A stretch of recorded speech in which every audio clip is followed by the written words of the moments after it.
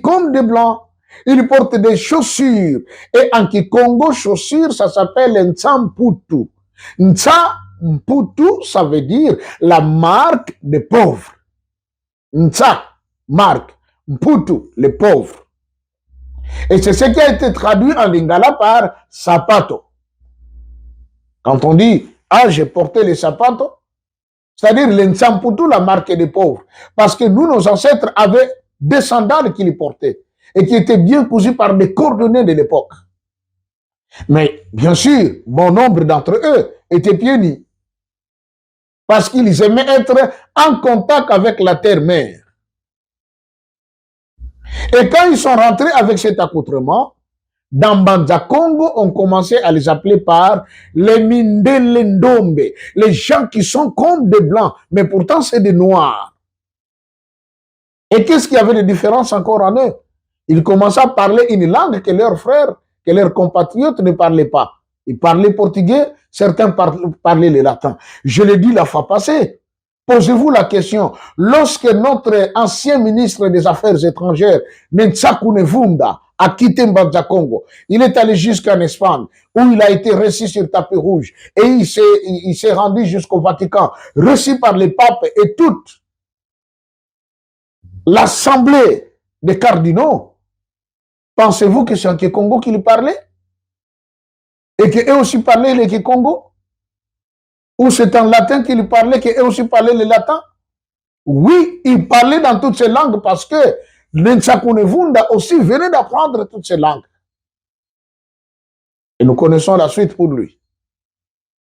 Et lorsqu'on nous a pris maintenant les histoires qui étaient dans Mbanza Congo, on les a amenées, c'est la raison pour laquelle vous verrez, il y a eu cette version biblique qui est apparue vers le XVIIe siècle. Donc, ils ont maintenant la connaissance de la langue. Ah, ici, dans leur écriture, quand ils écrivent ceci, voilà comment ça se lit. Selon leur langue, voilà comment ça se passe. Et c'est de là qu'on a interprété la Bible, ou on a traduit la Bible en des langues occidentales.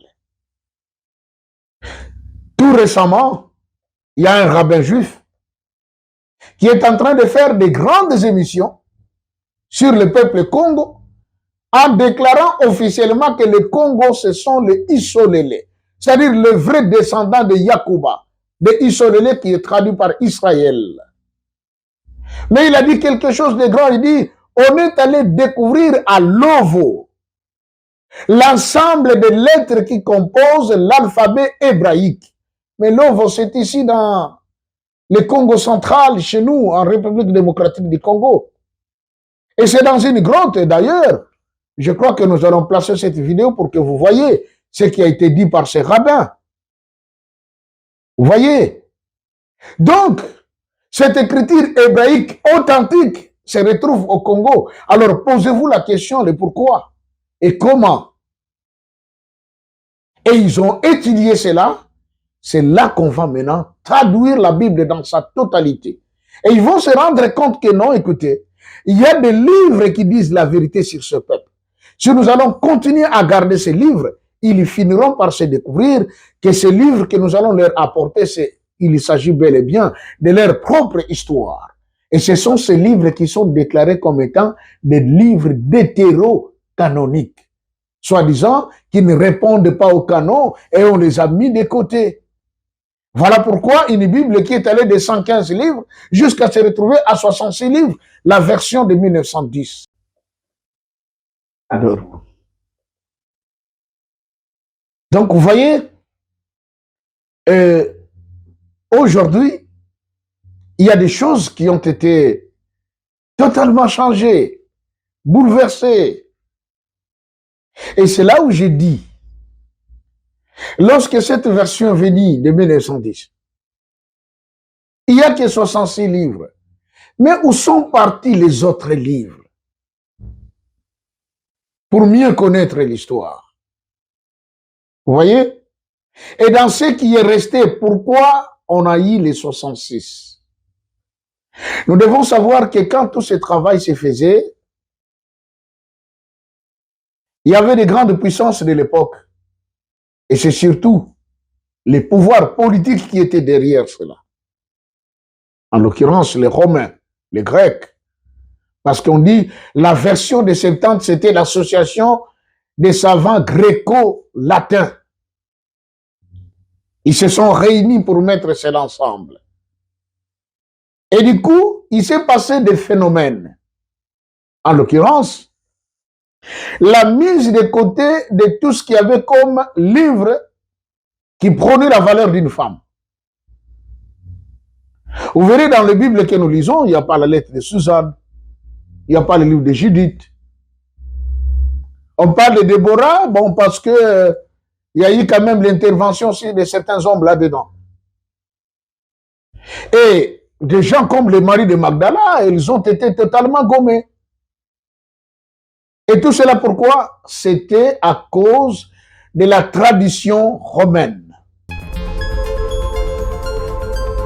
Connaître leurs valeurs parce qu'ils étaient sur terre et tout, mais en ce que moi je sache, la Bible me dit, tu ne te prosterneras pas devant une image taillée, ni des représentations quelconques des choses qui sont en haut dans les cieux, en bas sur la terre et plus bas que la terre.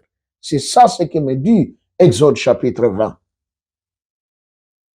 Et voilà maintenant, dans Banza Congo, l'équipe de Diego Cao et ses 3 compagnons vont découvrir que là se trouvait la pierre sur laquelle Jacob avait posé sa tête dans cette petite ville qu'on appelait Luz, où j'apprendrai d'ailleurs un notable Congo me dira, mais tata pasteur, cette ville, ce n'était pas là-bas en Israël. Je dis, comment ça? Il dit, oui, mais c'était à Luozi. J'imaginais, Luozi, c'est dans le Manianga, un district de Cataracte au Congo central, en République démocratique du Congo. Jacob avait posé sa tête et il a vu l'échelle en vision, dont les anges montaient et descendaient. Et il a dit que ce lieu est redoutable. Je ne savais pas que c'est ici la porte du ciel. Et il donna ce lieu un autre nom, comme on dit dans la Bible. Beth-El, la porte de la maison de Dieu. Et voilà, ils vont également découvrir que les 2 tables de pierre sur lesquelles étaient écrites les paroles saintes de Dieu, celles qu'on appelle exactement les saintes écritures, étaient dans Banza Congo. Et beaucoup d'autres documents que détenaient nos ancêtres. Mais quel a été le bas blesse? C'est que dans Banza Congo, on parlait le Kikongo. Et il y avait une langue commerciale qui initiait ceux du Nord, c'était le Munukutuba. C'est de là que les conquistadors vont amener des jeunes gens de la classe sociale Congo, de la classe royale, j'allais même dire. On les amenait au Portugal et une partie au Vatican. Ils sont allés apprendre le latin et ils ont appris le portugais. Ils étaient devenus les premiers interprètes entre les Portugais et les Congo, entre les Romains qui venaient et les Congo. Et que s'était-il passé? C'est que lorsque ces jeunes gens sont allés en Europe, ils ont appris le latin, ils ont appris le portugais et ont enseigné le Kikongo. Ils ont enseigné le Munukutuba. Ils ont enseigné le Lingala sous sa forme ancienne, antique. Il y en a parfois qui s'étonnent dans nos pays. On verra un jeune prêtre qui vient de l'Occident, mais qui arrive dans une paroisse dans les fins fonds, mais du coup qui se met à parler la langue du Congo. Les gens se disent, mais c'est pas possible. À peine il est arrivé il y a quelques jours, mais il parle parfaitement notre langue, parce que c'est des écoles qui existent là-bas. On apprend toutes ces langues. Et ces jeunes gens, quand ils sont revenus, ils avaient changé l'accoutrement. Ce qui n'était pas dans les tuniques. Ils n'étaient plus dans les raffias. Ils n'avaient plus de sandales communément appelées tangésies, mais ils avaient porté des chaussures, avec des chaussettes qui allaient jusqu'aux genoux, et des culottes en kaki et la chemise. Et quand ils sont rentrés dans Banza Congo, Le peuple Congo, voyant ces jeunes gens, ils ont dit, waouh, mais ils ont changé, ils ne sont plus comme nous, ils sont devenus comme des blancs. Ils s'habillent comme des blancs. Ils portent des chaussures. Et en Kikongo, chaussures, ça s'appelle Ntsamputu. Ntsamputu, ça veut dire la marque des pauvres. Ntsa, marque. Mputu, les pauvres. Et c'est ce qui a été traduit en lingala par sapato. Quand on dit, ah, j'ai porté les sapatos, c'est-à-dire le Ntsamputu, la marque des pauvres. Parce que nous, nos ancêtres avaient des sandales qu'ils portaient et qui étaient bien cousus par des cordonniers de l'époque. Mais bien sûr, bon nombre d'entre eux étaient pieds nus parce qu'ils aimaient être en contact avec la terre-mère. Et quand ils sont rentrés avec cet accoutrement, dans Banza Congo, on commençait à les appeler par les Mindelendombe, les gens qui sont comme des blancs, mais pourtant c'est des noirs. Et qu'est-ce qu'il y avait de différence encore en eux? Ils commençaient à parler une langue que leurs frères, que leurs compatriotes ne parlaient pas. Ils parlaient portugais, certains parlaient le latin. Je l'ai dit la fois passée. Posez-vous la question. Lorsque notre ancien ministre des Affaires étrangères, Ntsaku Nevunda, a quitté Mbanza Congo, il est allé jusqu'en Espagne, où il a été reçu sur tapis rouge, et il s'est rendu jusqu'au Vatican, reçu par les papes et toute l'assemblée des cardinaux. Pensez-vous que c'est en Kikongo qu'il parlait? Et qu'eux aussi parlaient le Kikongo? Ou c'est en latin qu'il parlait, qu'eux aussi parlaient le latin? Oui, il parlait dans toutes ces langues parce que Ntsaku Nevunda aussi venait d'apprendre toutes ces langues. Et nous connaissons la suite pour lui. Et lorsqu'on nous a pris maintenant les histoires qui étaient dans Mbanza Congo, on les a amenées, c'est la raison pour laquelle vous verrez, il y a eu cette version biblique qui est apparue vers le XVIIe siècle. Donc, ils ont maintenant la connaissance de la langue. Ah, ici, dans leur écriture, quand ils écrivent ceci, voilà comment ça se lit. Selon leur langue, voilà comment ça se passe. Et c'est de là qu'on a interprété la Bible, ou on a traduit la Bible en des langues occidentales. Tout récemment, il y a un rabbin juif qui est en train de faire des grandes émissions sur le peuple Congo en déclarant officiellement que les Congo, ce sont les Isolélés, c'est-à-dire le vrai descendant de Yakuba, de Isolélés qui est traduit par Israël. Mais il a dit quelque chose de grand, il dit, on est allé découvrir à Lovo l'ensemble des lettres qui composent l'alphabet hébraïque. Mais Lovo, c'est ici dans le Congo central, chez nous, en République démocratique du Congo. Et c'est dans une grotte, d'ailleurs. Je crois que nous allons placer cette vidéo pour que vous voyez ce qui a été dit par ces rabbins. Vous voyez? Donc, cette écriture hébraïque authentique se retrouve au Congo. Alors, posez-vous la question, le pourquoi et comment. Et ils ont étudié cela. C'est là qu'on va maintenant traduire la Bible dans sa totalité. Et ils vont se rendre compte que non, écoutez, il y a des livres qui disent la vérité sur ce peuple. Si nous allons continuer à garder ces livres, ils finiront par se découvrir que ces livres que nous allons leur apporter, il s'agit bel et bien de leur propre histoire. Et ce sont ces livres qui sont déclarés comme étant des livres d'hétéro-canoniques, soi-disant qui ne répondent pas au canon et on les a mis de côté. Voilà pourquoi une Bible qui est allée de 115 livres jusqu'à se retrouver à 66 livres, la version de 1910. Alors, donc, vous voyez, aujourd'hui, il y a des choses qui ont été totalement changées, bouleversées. Et c'est là où j'ai dit, lorsque cette version venue de 1910, il n'y a que 66 livres. Mais où sont partis les autres livres? Pour mieux connaître l'histoire. Vous voyez? Et dans ce qui est resté, pourquoi on a eu les 66. Nous devons savoir que quand tout ce travail se faisait, il y avait des grandes puissances de l'époque. Et c'est surtout les pouvoirs politiques qui étaient derrière cela. En l'occurrence, les Romains, les Grecs. Parce qu'on dit, la version des 70, c'était l'association des savants gréco-latins. Ils se sont réunis pour mettre cela ensemble. Et du coup, il s'est passé des phénomènes. En l'occurrence, la mise de côté de tout ce qu'il y avait comme livre qui prônait la valeur d'une femme. Vous verrez dans les Bibles que nous lisons, il n'y a pas la lettre de Suzanne, il n'y a pas le livre de Judith. On parle de Déborah, bon, parce que il y a eu quand même l'intervention aussi de certains hommes là-dedans.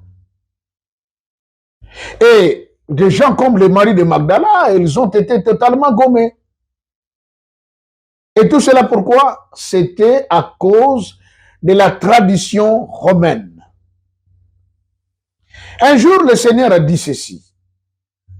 Pourquoi vous, pharisiens, annulez-vous la parole de Dieu au profit de votre tradition? Et vous verrez ce caractère ou ce comportement qui consistait à mettre de côté la femme va devenir plus tard une doctrine dans des églises.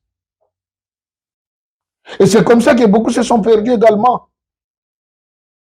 Vous savez, c'est la vérité. Il y en a qui pensent rendre un culte raisonnable à Dieu, mais qui parfois même Dieu se fâche, il est en colère. Et c'est des choses qui ont donné naissance à des grandes doctrines. Je disais la fois passée, la Bible est composée de l'histoire. Elle est composée de révélations. Elle est composée également des paroles des hommes.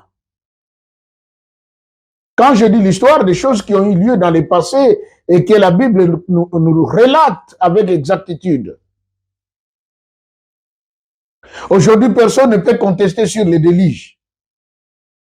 Personne ne peut contester sur Sodome et Gomorrhe parce que même les archéologues sont allés fouiller, ils ont retrouvé des fouilles, des villes qui étaient consumées par les soufres. Vous voyez? Et que s'était-il passé? Les Romains ont dit, bon, tel livre, on met de côté, on le garde. Tout ce qui prenait la femme, on mettait de côté. Parce que ça devait coopérer, corroborer avec leurs lois, leurs traditions. Et ils ont pris exactement ce dont ils avaient besoin pour des raisons purement politiques. Vous êtes sans ignorer avec moi que les premiers papes qui ont régné dans l'Église catholique, c'était des empereurs. C'est aujourd'hui qu'il y a la dichotomie, la séparation des pouvoirs entre un président de l'Italie et le pape au Vatican. Mais à l'époque, celui qui était le pape était à la fois l'empereur du royaume ou de l'empire. Et ce qui a fait que ils ont pris le christianisme et le judaïsme et une partie de la religion égyptienne, tout a été mélangé. D'ailleurs, dans l'Apocalypse, on dit la mère des prostituées. Pourquoi on dit la mère des prostituées? Parce que c'est une église syncrétique, s'il faut le dire. Il y a un mélange du christianisme dedans, il y a le judaïsme dedans, et il y a une partie de la religion égyptienne dedans également, tout comme l'islam. Si les musulmans utilisent les tasbir, mais également, par exemple, dans le catholicisme, on utilise quoi? Les rosaires. Vous voyez? Et aujourd'hui, même ceux qui sont venus avec les mouvements de réveil, les pentecôtistes et tous les autres, ils sont également tombés dans le même piège. Je disais que la Bible est composée des paroles divines, ou les paroles révélées, les paroles inspirées. Il y a les saintes écritures là-dedans que Dieu lui-même a écrites de sa propre main. Et il y a aussi les paroles des hommes. Maintenant, nous devons apprendre à faire la différence dans nos actions, dans notre croyance, entre la parole de Dieu, la parole inspirée de Dieu, la parole révélée de Dieu et la parole des hommes. Vous allez me dire, mais pasteur, qu'est-ce que tu veux dire par là? Donc, il faudrait mettre maintenant certaines choses de la Bible de côté. Je ne dis pas qu'il faut les mettre de côté, mais il faut bien les étudier. Vous savez quoi? Dans les Saintes Écritures, les 10 commandements, personne ne peut les modifier, personne ne peut y apporter un changement parce que Dieu a écrit, c'est sa parole, elle reste comme ça. Et la loi a été donnée à Israël. Aujourd'hui, c'est une loi qui est donnée à tout le monde, à tout celui qui prie. Je voudrais un peu m'adresser à nos frères et sœurs des églises de réveil. Qu'est-ce qui est en train de tuer aujourd'hui l'église de réveil? C'est le manque de loi. J'étais là 32 ans environ. Tous se comprennent. C'est pour la liberté que Christ nous a affranchis. Oui, tout est utile, mais tout n'édifie pas.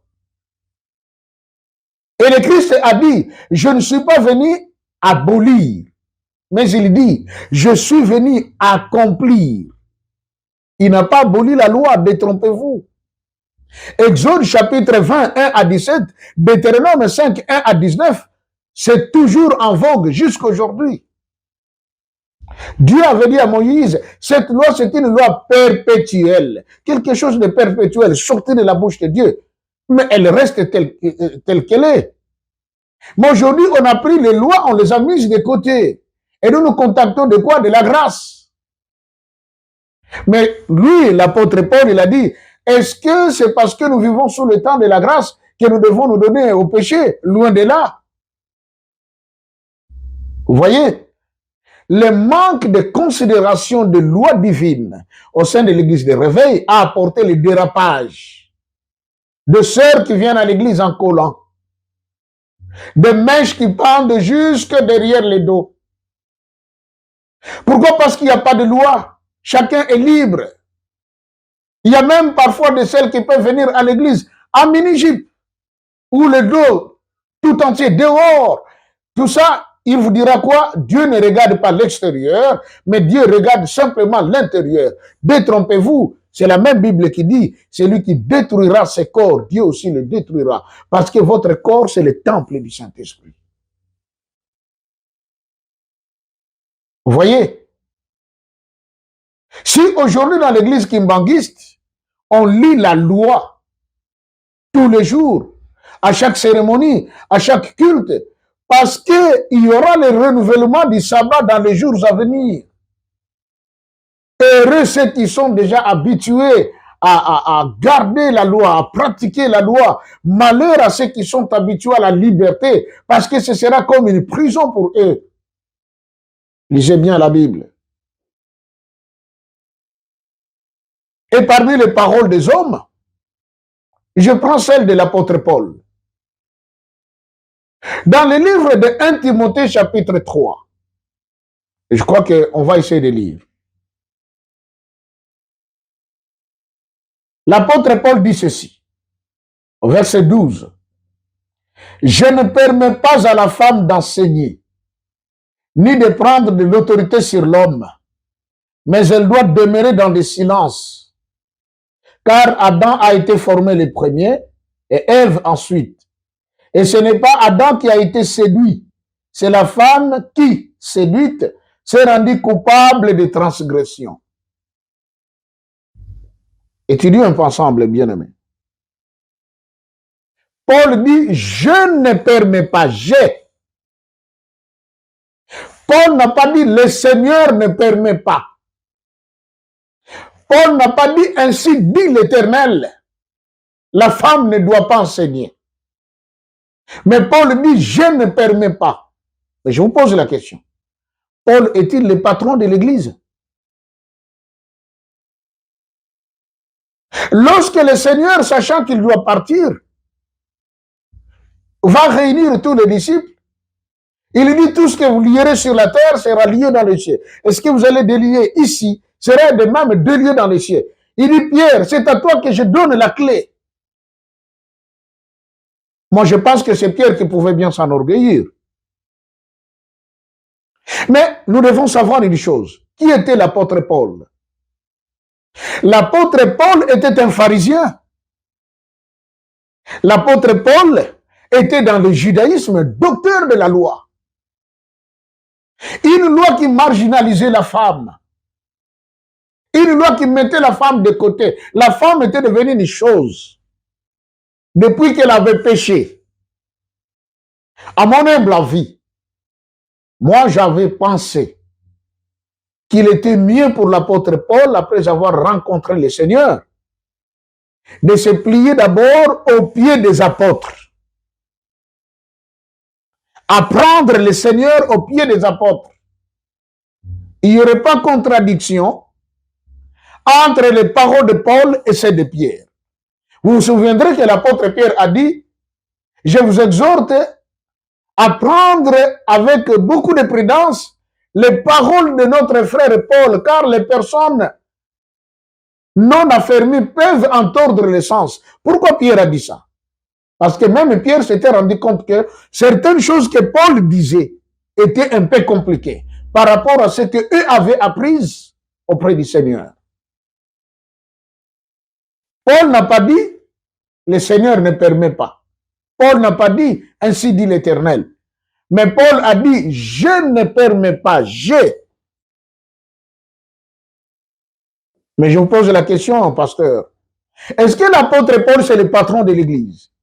Lui-même nous a dit que femmes, soyez soumises à vos maris, comme l'Église est soumise à Christ. Vous entendez? Et il dit, le mari est le chef de la femme, mais le Christ est le chef de l'Église. Donc, s'il y a quelqu'un qui doit mettre l'ordre dans l'Église, dans ce qu'il veut qui doit être fait et qui ne peut pas être fait, c'est le Seigneur lui-même. Mais l'apôtre Paul a pris la place du Seigneur. Il dit, je ne permets pas. Pourquoi il n'a pas permis? Parce que dans sa tête, il y avait aussi cette notion de judaïsme. Lorsque la femme avait péché dès le début, c'est vrai, elle avait perdu toute confiance devant Dieu. C'est comme ça d'ailleurs que Dieu va officialiser la polygamie dans le livre d'Exode. Quelque part on dit, lorsqu'un homme aura pris une seconde femme, il ne retranchera en rien à la première, au droit conjugal et aussi à la nourriture et aux vêtements. Donc la Bible reconnaissait également la polygamie. Mais si vous venez dans Matthieu chapitre 19, les pharisiens sont venus tenter le Seigneur en lui disant, est-il permis à un homme de replier sa femme pour n'importe quel motif?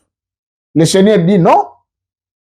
Oh, mais Moïse nous a pris de donner des lettres de divorce à la femme lorsqu'il faut la répudier. Il dit, Moïse vous a demandé d'écrire une lettre. C'était à cause de la dureté de vos cœurs.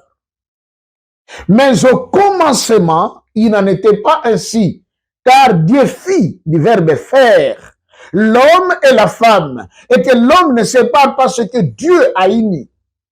Vous imaginez? Le Christ maintenant remet les choses en ordre en disant, il y a eu la polygamie parce que la femme avait péché. Il y a eu la polygamie parce que la femme avait désobéi. Mais moi, je suis venu restaurer. Et il n'a jamais dit, je suis venu abolir la loi. Je suis venu accomplir la loi. Dans les autres traductions, on dit amplifier la loi. Et même quand il a dit, aime le Seigneur de tout ton cœur, ton âme, ta pensée et toute ta force, et aime ton prochain comme toi-même. Mais c'est Exode chapitre 20. Parce que dans les livres d'Exode chapitre 20, il y a des lois qui régissent la vie de l'homme envers Dieu et la vie de l'homme envers son prochain. Maintenant ici, l'apôtre Paul dit, je ne permets pas à la femme d'enseigner, ni de prendre de l'autorité sur l'homme. Mais regardez la continuité, il dit, car ce n'était pas l'homme qui avait péché, mais c'était la femme qui, celui qui s'est rendu coupable de transgression. Mais c'est le même apôtre Paul qui vient nous dire dans les livres de Romains, car tous ont péché et sont privés de la gloire de Dieu. Il devait dire, car toutes les femmes ont péché et sont privées de la gloire de Dieu.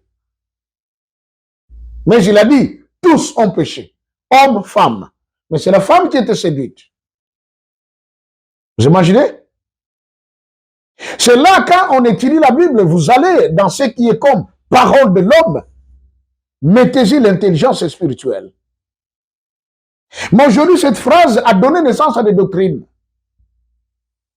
Il y a des églises, quand vous allez là-bas, la maman, elle est là. Elle est là.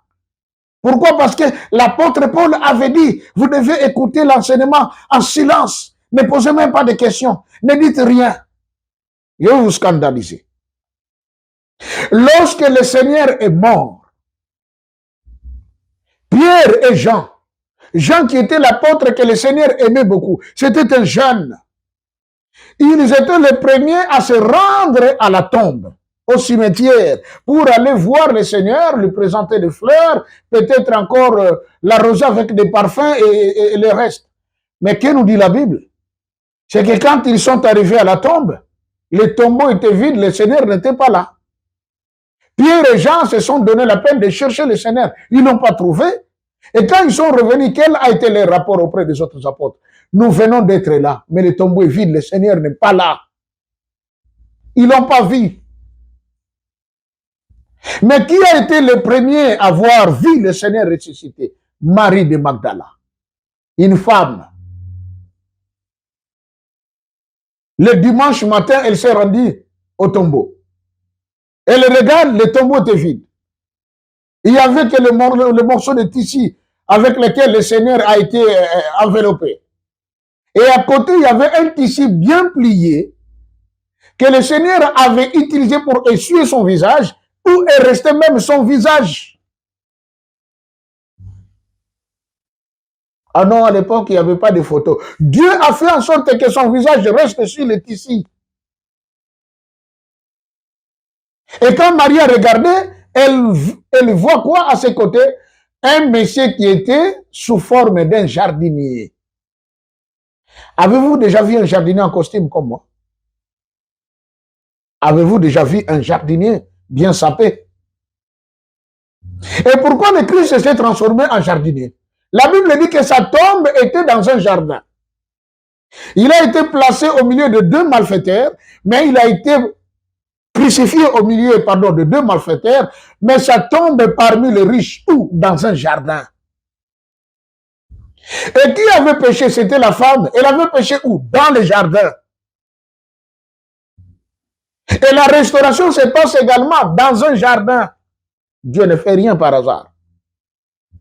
Quand Marie a regardé, elle dit, monsieur le jardinier, si c'est toi qui as pris mon Seigneur, dis-moi où tu l'as mis. Je le prendrai, je l'amènerai chez moi. Parce que Marie voulait enterrer le Seigneur avec tous les honneurs possibles. Lorsqu'elle a pensé à sa vie, Marie de Magdala n'était pas n'importe qui. C'était une femme d'affaires. Elle avait des bateaux de pêche. C'est elle qui prenait soin du Seigneur et des apôtres. À ses côtés se trouvaient également les Suzanne et les autres. Et même la femme de l'intendant d'Hérode. Quand le Seigneur Jésus-Christ marchait sur la terre prêchant la bonne nouvelle, à ses côtés, il y avait des femmes de valeur. Mais l'apôtre Paul dit ceci. Ne suis-je pas apôtre? N'ai-je pas vu le Seigneur? Mais si lui a vu le Seigneur par la révélation, Marie de Magdala vivait avec le Christ. Quelle différence!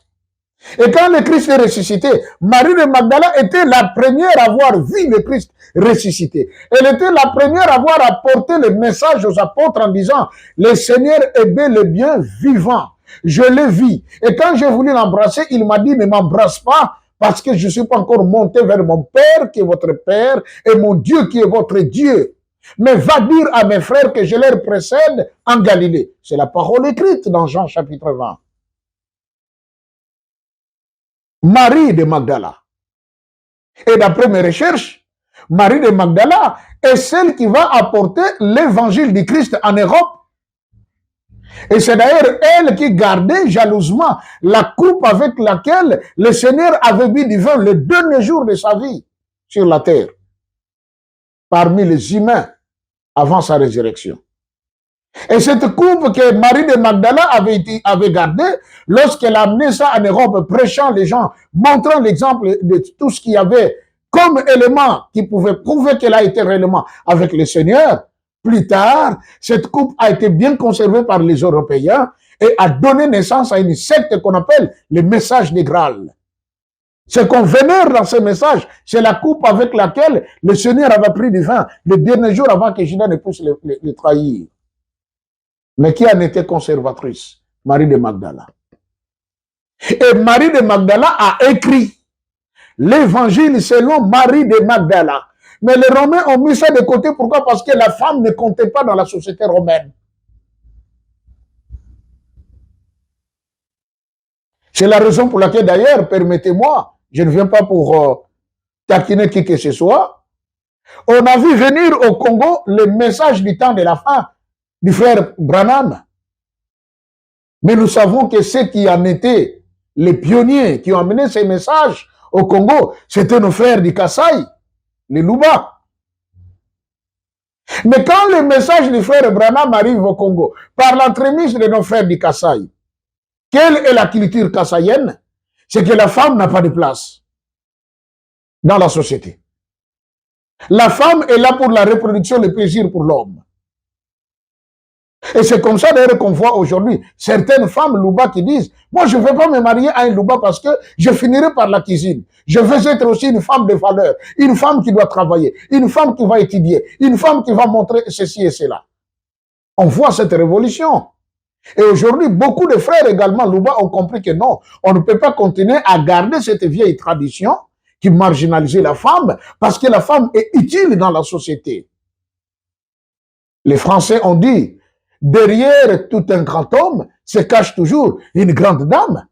Donc on ne peut pas voir derrière tout un grand homme une dame Luba qui est inconsidérée. Non, elle a de la valeur. Et malheureusement, la même erreur qui s'est trouvée chez les Romains en marginalisant la femme, et tout comme les pharisiens, considérant toujours l'ancienne loi selon laquelle la femme n'avait pas de place, cette même hypothèse se retrouve également dans les messages du frère. Je ne permets pas à la femme d'enseigner, ni de prendre de l'autorité sur l'homme. Mais c'est le même apôtre Paul qui nous dit dans Galates 3, maintenant il n'y a ni homme, ni femme, ni grec, ni juif, ni libre, ni esclave, car tous nous sommes un en Christ. Quelle contradiction! Vous imaginez? Quelle contradiction! Il n'y a ni homme ni femme. Mais lorsqu'il faut une responsabilité spirituelle, on dit, la femme n'a pas droit. Elle doit se taire. Parce que c'est l'apôtre Paul qui avait dit. Oh, bien-aimé. Dans la Bible que nous lisons, il n'y a pas l'évangile selon l'apôtre Paul. Ça n'existe pas. On parle des épîtres. Ce sont des lettres. Mais nous avons l'évangile du Christ selon Jean. L'évangile du Christ selon Matthieu. L'évangile du Christ selon Luc. Selon Marc. Et on les appelle des évangiles synoptiques, c'est-à-dire, ils sont un peu synonymes, ils se complètent. Tel a dit ceci, celui-là avait omis, et celui-là a complété. Mais Paul vient avec des lettres qu'il écrivait aux églises pour pouvoir les exhorter à marcher de manière digne devant le Seigneur. Mais Paul n'est pas le chef de l'église. Il dit « je ». Il n'a pas dit « le Seigneur a dit ». Il n'a pas dit « ainsi parle l'Éternel », mais c'est lui qui parle, « je ». Quelque part encore, il a dit « si ça ne dépendait que de moi, il serait mieux que les hommes ne se marient point ». Bien-aimé, si tous les hommes ne se mariaient point depuis tout ce temps-là jusqu'à aujourd'hui, que deviendrait le monde? Un monde sans progéniture. Il faut qu'on arrive à comprendre. L'apôtre Paul écrit à Timothée, je ne permets pas à la femme d'enseigner ni de prendre de l'autorité sur l'homme, parce que déjà, en Crète, en Corinthe et dans toute cette contrée, les femmes cherchaient à prendre de l'ascendance sur les hommes. Et aussi, il y avait ce phénomène où, par exemple, dans l'église de Corinthe, les hommes s'habillaient comme des femmes et aller s'asseoir aux côtés de sœurs dans l'église pendant le culte, là se déroulait également des causeries d'amour. Et c'est là que l'apôtre Paul donne une loi en disant, n'est-il pas honteux pour l'homme d'avoir de longs cheveux? Mais que c'est une gloire pour la femme parce que les cheveux ont été donnés à la femme comme étant voile et à la gloire de son mari. Parce qu'il y avait certains hommes dans l'église de Corinthe qui gardaient de longs cheveux et qui étaient confondus aux femmes. C'est-à-dire quoi? C'est des gens qui se maquillaient, qui se faisaient femmes et qui restaient aux côtés des femmes dans l'assemblée. Paul ayant compris cela, il dit, non, que les hommes se fassent coiffer. Les hommes ne doivent pas garder de longs cheveux. On commence à faire la distinction entre un homme et une femme. La parole de Dieu peut également, bien sûr, s'adapter aux réalités d'un peuple. Mais n'oublions pas une chose. Le Seigneur était clair, il a dit, pourquoi annulez-vous la parole de Dieu au profit de votre tradition? Quand nous lisons la Bible, nous devons faire beaucoup d'attention.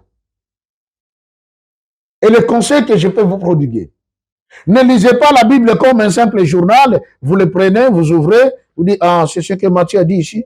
Ah, c'est ce que, ah, ok, ah, il avait dit ça. Non. Mettez-vous à genoux, priez, rendez grâce à Dieu, demandez à Dieu de vous accorder son esprit, afin que son esprit vous aide à lire ce qui est caché entre les lignes. C'est ce qu'on appelle le réma, la révélation. Tout récemment, je suivais un frère sur les réseaux sociaux, il a dit, les Juifs, quand ils lisent le Talmud, ils ont 4 phases de lecture. Il était en train d'expliquer. Mais ils ont une toute dernière phase. Il dit, ça c'est du surnaturel, ça dépasse l'entendement parce que là, il faut aller comprendre ce que c'est l'esprit de la parole qui a été dite, qui a été écrite. Ainsi en est de la Bible. Paul a dit je, mais il n'a pas dit le Seigneur a dit. Et nulle part dans Matthieu, dans Luc, et partout, vous verrez le Seigneur qui a dit, je ne permets pas la femme. Le Christ est mort sur la croix pour que tout un chacun de nous soit sauvé. Rappelez-vous d'ailleurs de ce qui est arrivé. Au moment où il était sur la croix, à midi, le Christ a crié. Après avoir poussé ce grand cri, la Bible nous dit quoi? Il y a eu l'obscurité sur toute la terre. C'est-à-dire que tout le monde, on était au même pied d'égalité. Personne ne pouvait voir quoi que ce soit. Il a fallu entrer dans la phase de la nouvelle révélation. Et quelle a été la nouvelle révélation? C'est que lorsque la lumière est revenue, les gens vont constater que les rideaux du temple qui séparaient les lieux saints du lieu très saint étaient déchirés de haut en bas. Donc, même les femmes pouvaient voir l'arche de l'alliance. Alors que dans le passé, il ne leur a pas été permis de voir l'arche de l'alliance. Et le Christ va inaugurer un nouveau chemin pour que tout celui qui s'approche de Dieu par la foi puisse y entrer et entrer en contact avec Dieu. Je conclue par dire, la Bible que nous lisons contient les Saintes Écritures. La Bible que nous lisons contient la parole de Dieu révélée aux patriarches et aux prophètes. Et la Bible que nous lisons contient l'histoire. La Bible que nous lisons contient également les paroles des hommes pour encourager les hommes à bien chercher Dieu, à bien entrer en profondeur avec Dieu. Mais cela ne pouvait pas faire de nous des doctrines à part entière. Parce qu'aujourd'hui, rien que sur ce point, je sais, il y en a qui vont me critiquer. Il y en a qui vont dire, pasteur, tu te vantes, tu dis des choses inutiles. Ce que tu dis là, ce n'est pas biblique. L'apôtre Paul a dit, mais l'apôtre Paul n'est pas le Seigneur Jésus-Christ. Il a dit, soyez mes imitateurs, comme moi aussi je suis imitateur de Christ. Oui, nous sommes ses imitateurs, mais quand certaines choses ne semblent pas coller avec la pensée originelle de Dieu, nous pouvons dire ici notre frère Paul était allé un peu au-delà avec l'excès des ailes. Donc, bien-aimés, voilà ce qu'a été aujourd'hui notre troisième partie sur les origines de la Bible. et comprendre comment la Bible est composée, comment il faut la lire. Chaque fois que vous mettrez à genoux, priez Dieu, lire la Bible avec son esprit, il vous aidera à comprendre mieux ce que c'est sa pensée. Merci, que le Seigneur Dieu Tout-Puissant, c'est lui qui a créé les cieux et la terre, le maître de l'univers, vous bénisse et vous accorde encore sa grâce pour qu'ensemble nous puissions nous voir dans les jours à venir, ainsi continuer cette grande mission qui est là pour le salut de nos âmes. Et je ne pourrais clore mes propos en ce jour sans pour autant remercier notre frère Saint-Denis qui est à la caméra et notre frère Grâce à la technique pour que vous ayez de belles images comme vous les voyez. Vous êtes en train de dire, pasteur, c'est un travail excellent, c'est du professionnalisme. C'est grâce à ces deux personnes que ces choses se font. Et aussi nous rendons hommage à la grande dame qui nous a réussi pour ce beau cadre. Que Dieu puisse la bénir et que sa grâce repose encore sur elle. Nous n'avons pas oublié, pour la première fois je vais le dire, les grands managers, Papa Crispin Doudou Douda. Il est toujours là ensemble avec nous pour manager. Et d'ailleurs, au moment où nous tournons cette émission, il est là avec nous. Voilà, merci beaucoup, de bonnes choses à vous. Salutations à tout le monde. Que la grâce de notre Père, l'amour du Seigneur Jésus-Christ et la communion du Saint-Esprit soit votre partage maintenant à jamais au nom du Père, du Fils et du Saint-Esprit. Amen.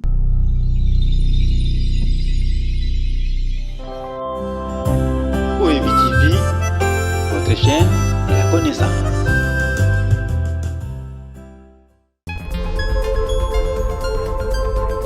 Ophelina, Jésus est mon papa. Naye liboso na bino pour na représenter bino bana o bozomona na bilili pe ba difficulté tozanango.